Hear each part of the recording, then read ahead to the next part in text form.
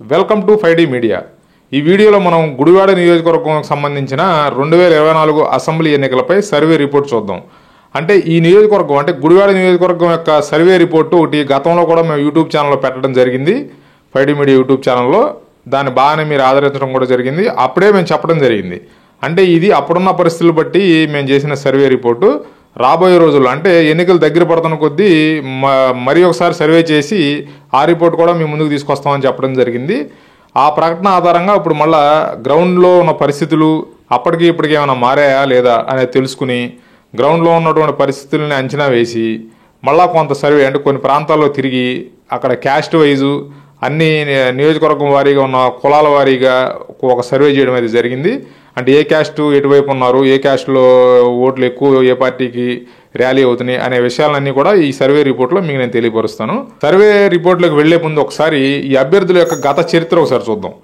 అంటే వైఎస్ఆర్సీపీ పార్టీ తరఫున అధికార వైఎస్ఆర్సీపీ పార్టీ తరఫున కొడాలి నాని, అంటే ఈయన కొడాలి వెంకటేశ్వరరావు ఈయన పేరు, ఈయన కొడాలి నాని అంటారు. ఈయన పోటీ చేస్తున్నారు. ఈయన 2004, 2009, 2014, 2019 అంటే వరుసగా ఈయన 4 సార్లు ఇక్కడ ఎమ్మెల్యేగా గెలుపొందడం జరిగింది. అంటే 2004, 2009 ఎన్నికల్లో ఈయన తెలుగుదేశం పార్టీ తరఫున ఎమ్మెల్యేగా గెలుపొందడం జరిగింది. తర్వాత కాలంలో 2012 సంవత్సరంలో ఈయన వైఎస్ఆర్సీపీ పార్టీలో చేరి తర్వాత వచ్చిన ఎన్నికలు అంటే 2014లో జరిగిన అసెంబ్లీ ఎన్నికల్లో వైఎస్ఆర్సీపీ పార్టీ తరఫున గెలుపొందడం జరిగింది. తర్వాత 2019లో ఈయన మళ్ళీ ఎమ్మెల్యేగా గెలవడంతో పాటు ప్రభుత్వంలో మంత్రిగా కూడా పనిచేయడం జరిగింది. ఇక టీడీపీ అభ్యర్థి విషయానికి వస్తే ఈయన వెనుగండ్ల రాము, ఈయన ఒక ఎన్ఆర్ఐ. ఈయన యుఎస్ఏలో ఈయనకు ఒక సాఫ్ట్వేర్ కంపెనీ ఉంది. అక్కడ నుంచి ఈయన ఇక్కడికి వచ్చి గుడివాడ నియోజకవర్గానికి వచ్చి ఈయన తెలుగుదేశం పార్టీ తరఫున పనిచేయడం జరుగుతుంది. అంటే ఈయన గత కొంతకాలం నుంచి ఇక్కడ వెనుగండ్ల ఫౌండేషన్ ఒక ఫౌండేషన్ స్థాపించి దాని ద్వారా సేవా కార్యక్రమాలు చేయడం. అంటే అసలు ఇక్కడ తెలుగుదేశం పార్టీకి అభ్యర్థి లేడు, కొడాలి నానికి ధీటుగా ఒక తెలుగుదేశం పార్టీ అభ్యర్థిని పెట్టగలదా లేదా అనే పరిస్థితుల నుంచి ప్రజల యొక్క చూపుని ఈయన వైపు తిప్పుకునే స్థాయిలో ఈయన గత 1.5 year నుంచి అంటే గత సంవత్సరాల కాలం నుంచి పనిచేస్తున్నారని మాత్రం చెప్పుకోవచ్చు. అట్లాగే ఈయన ఎంత ఖర్చు పెట్టి ఇంత ఫౌండేషన్ ఏర్పాటు చేసి ఇంత చేసినా ఈయనకి ఏదైనా ఫలితం ఉంటుందా లేదా అనేది కూడా మీకు ఈ వీడియోలో వివరించి చెప్తాను. అంటే గత సర్వేలో గతంలో మేము చేసిన సర్వేలో ఈయన కొడాలి నానికి ఫైట్ ఇస్తారు కానీ విజయ అవకాశాలు లేవు అనే పరిస్థితులు మాకు అప్పుడు అర్థమైనాయి. అప్పటికి ఇప్పటికి ఏమైనా పరిస్థితులు మారినాయని చూద్దాం. ఒకసారి నియోజకవర్గం వారీగా ఓటర్ల సంఖ్యను చూద్దాం కులాల వారీగా.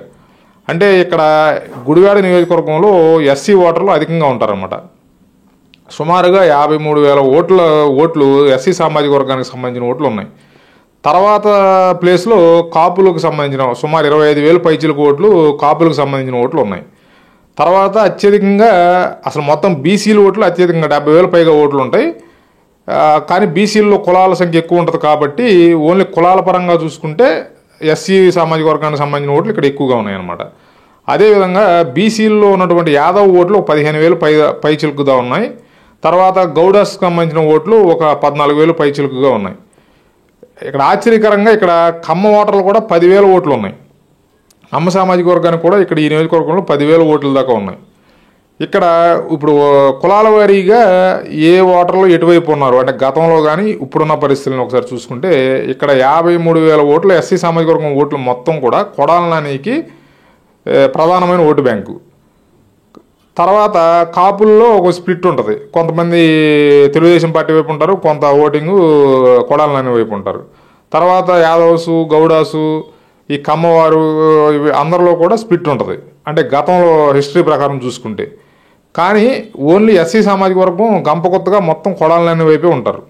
గత 4 ఎన్నికల్లో కూడా ఇదే జరుగుతూ వచ్చింది. దాని ఆధారంగానే ఆయన కొడాలి నాని ఈజీగా గెలవడం అయితే జరిగింది. ఇప్పుడు ఈసారి ఎన్నికల్లో వచ్చేపాటికి దీంట్లో కొంత మార్పు అయితే స్పష్టంగా కనపడుతుంది. తెలుగుదేశం అభ్యర్థి అయినటువంటి వెనుగండ్ల రాము ఎస్సీ సామాజిక వర్గానికి సంబంధించిన 53,000 ఓట్లలో ఒక 20% ఓట్లు అంటే సుమారుగా 10,000 నుంచి 12,000 ఓట్లు కనుక ఆయన చీల్చగలిగాడంటే ఆయన విజయం నల్లేరుపై నడకలాగానే సాగుతుంది. అంటే ఆయన ఎందుకు చీలుస్తాడు అంటే ఎస్సీ ఓట్లు నేను ఎలా చీల్చగలడు అనేది మీకు డౌట్ రావచ్చు. అంటే రాష్ట్ర వ్యాప్తంగా ఎస్సీ ఓట్ బ్యాంక్ అంతా వైఎస్ఆర్సీపీ వైపే ఉంది కదా, మరి అలాంటప్పుడు ఈయన ఎస్సీ ఓట్ని ఎలా చీల్చగలడు అనే ఒక డౌట్ కూడా మీకు రావచ్చు. కానీ దీనికి ప్రధాన కారణం ఏంటంటే ఈ వెనుగండ్ల రాము భార్య అయినటువంటి అంటే వైఫ్ వెనుగండ్ల రాముకు సంబంధించిన ఆయన వైఫ్ ఎస్సీ సామాజిక వర్గానికి చెందిన ఆవిడ అనమాట. దానివల్ల ఏంటంటే ఆవిడని ప్రయోగించి ఇక్కడ క్యాస్ట్ అంటే కులం కార్డుని కనుక ఆయన ప్రయోగించి ఆయన వైఫ్ ద్వారా ఒక 20% ఓట్లు, ఒక 10,000 నుంచి 12,000 ఓట్లు కనుక ఆ ఎస్సీ ఓట్లలో చేల్చగలిగితే మాత్రం ఖచ్చితంగా విజయం వెనుగండ్ల రాముదే. అంటే మిగతా క్యాస్టుల పరంగా కూడా చూసుకుంటే కాపుల ఓట్లు చూసుకుంటే 50-50గా ఉండేవి ఒకప్పుడు.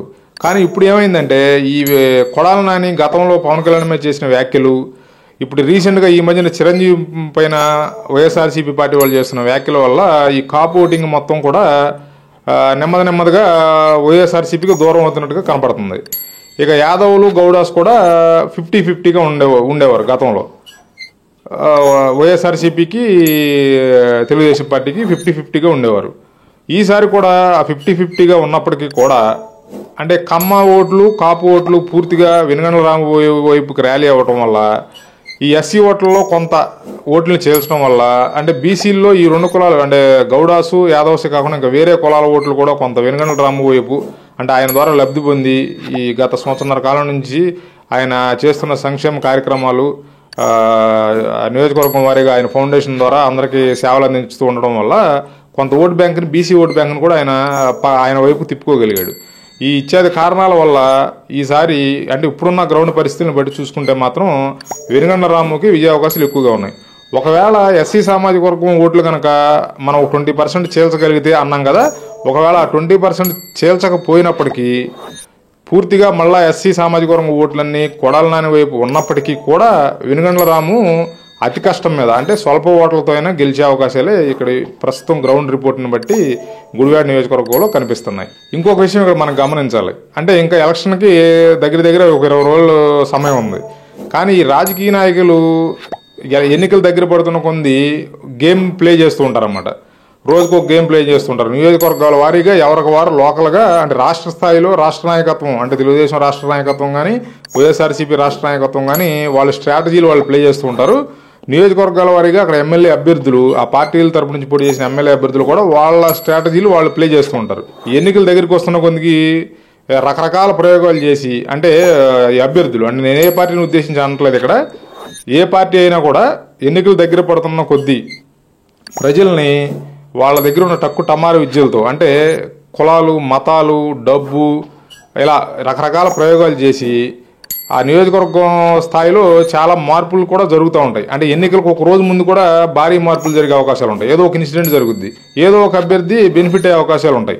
అట్లా ఎన్నికలు సమీపిస్తున్న కొద్దీ నియోజకవర్గాల వారీగా అక్కడ లోకల్గా ఉన్న పరిస్థితుల్ని ఈ రాజకీయ నాయకులు వాళ్ళకు అనుకూలంగా మార్చుకుని పరిస్థితులను ఎప్పటికప్పుడు మార్చేస్తూ ఉంటారు. ఇప్పటి వరకు అంటే ఇంకా 20 రోజులు టైం ఉంది. ఇప్పటి వరకు గ్రౌండ్లో ఉన్న పరిస్థితులు అయితే వెనుగండ్ల రాము వైపు అంటే తెలుగుదేశం అభ్యర్థి అయినటువంటి వెనుగండ్ల రాము వైపే ఉన్నట్లుగా మా 5D మీడియా చేసిన సర్వే ప్రకారం మా అభిప్రాయం మీకు తెలియజేస్తున్నాం. మా వీడియో మీకు నచ్చినట్లయితే లైక్ చేయండి, షేర్ చేయండి, మా 5D మీడియా ఛానల్ని సబ్స్క్రైబ్ చేయండి. Thanks for watching.